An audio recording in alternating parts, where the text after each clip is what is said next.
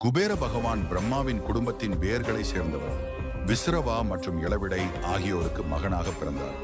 ராவணன், கும்பகர்ணன், விபீஷணன் மற்றும் சூர்பனகை ஆகிய 4 குழந்தைகளை பெற்ற அரக்க இளவரசி கைகேசியையும் விஸ்ரவா மணந்தார்.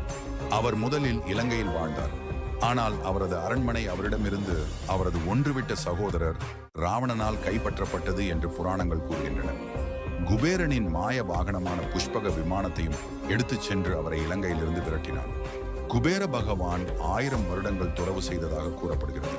அவரது கடைசி வாழ்க்கையின் வரம் நடைமுறைக்கு வந்ததற்கு வெகுமதியாக அவருக்கு அழியாத தன்மையை கொண்டு வந்து அவரை செல்வத்தின் கடவுளாகவும் பூமியின் அனைத்து பொக்கிஷங்களின் பாதுகாவலராகவும் ஆக்கினார். அதன் பிறகு பிரபஞ்சத்தின் தெய்வீக பொறியாளரான விஸ்வகர்மா அவருக்கு அலகா என்ற புதிய குடியிருப்பை கட்டினார். அவர் கைலாச மலையில் சிவபெருமானின் இருப்பிடத்திற்கு அருகில்